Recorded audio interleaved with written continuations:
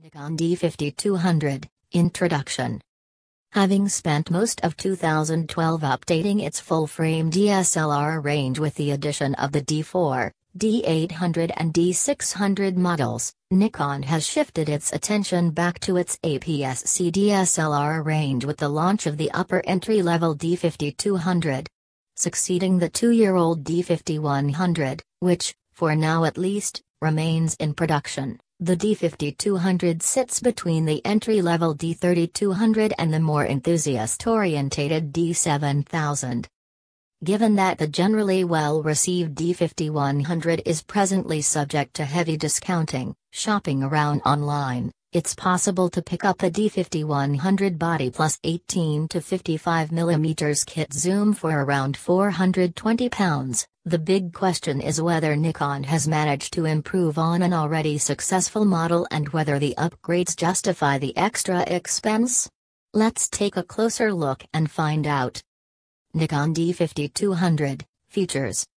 Whereas the ND5100 employed the same 16.2 MP sensor found inside the D7000, the D5200 gets an all-new 24.1 MP CMOS chip. Nikon remains adamant that this 24.1 MP chip is not based on the 24.2 MP sensor found inside the D3200 that was launched in the summer of 2012, and is instead a new sensor altogether.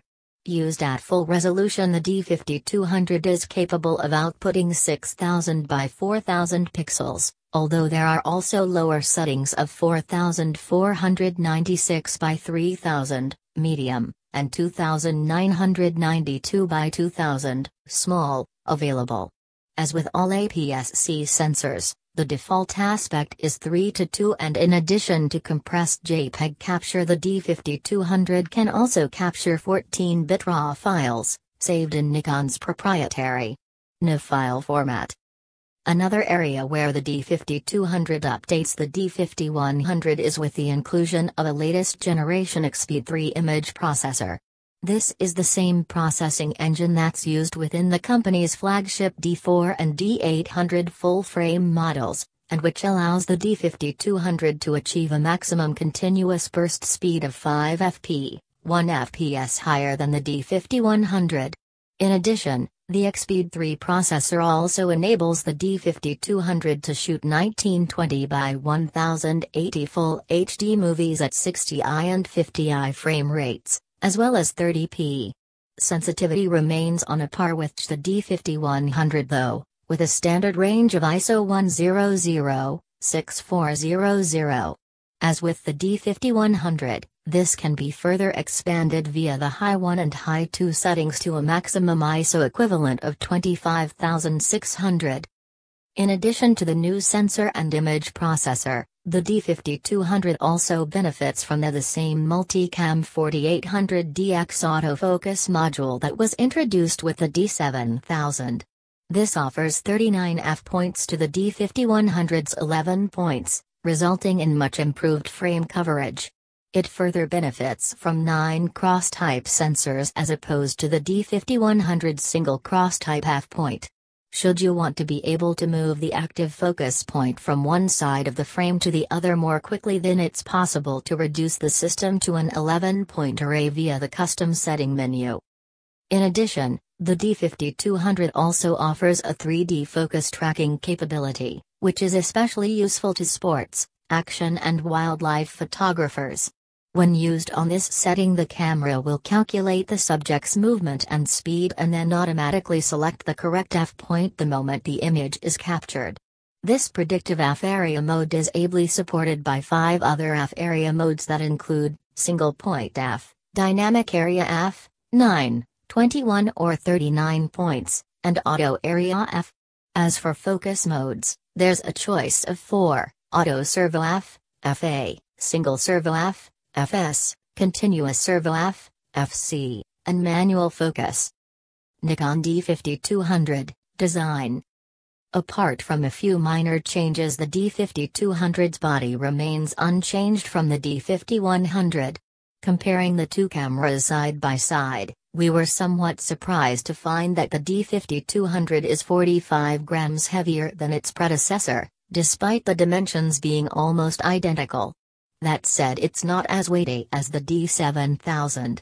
While the hand grip is comfortable enough, those with larger hands may find that it isn't quite big enough to accommodate their little finger, which will instead be relegated to the underside of the battery compartment. This isn't necessarily all that much of a problem, however it is something to be aware of. In terms of button arrangement, little has changed from the D5100, with the D5200 offering a good selection of buttons neatly distributed on the top plate and back of the camera. Unlike more advanced Nikon DSLRs higher up the range, the D5200 doesn't have a top plate LCD display on the right-hand shoulder, with that space instead given over to the mode dial. Poking out from the right-hand side of this mode dial is a toggle-type switch that's used to switch the camera into live view mode. While we found this offers an intuitive way of switching between the optical viewfinder and live view, some may prefer the more traditional standalone button. There is one new button on the D4200, located to the right of the live view switch, that offers access to continuous shooting and self-timer settings. Given that the D5200 doesn't have a dedicated ISO button, we would have preferred this to access sensitivity settings instead.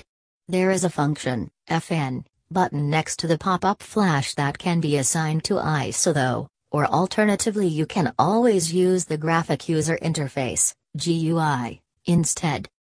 On the subject of the GUI, we found that the redesigned dark guise makes the dials and settings clearer to read. Overall, it's a very good-looking interface, and Nikon has certainly paid close attention to the small details. The graphic that displays aperture even mimics the lens blade's opening and closing in relation to the aperture you set. Nikon D5200, Performance. Testing our review sample with a variety of DX lenses, including a professional-grade telephoto zoom, we were pleased to discover that the D5200's 39-point f system performs admirably and manages to do a good job of following fast-moving subjects when the 3D tracking mode is deployed. While the 18 to 55mm kit lens is perfectly adequate for beginners, it's certainly not the fastest lens in Nikon's optical catalog. To get a taste of what the D5200 is really capable of, it ideally needs to be paired with better glass.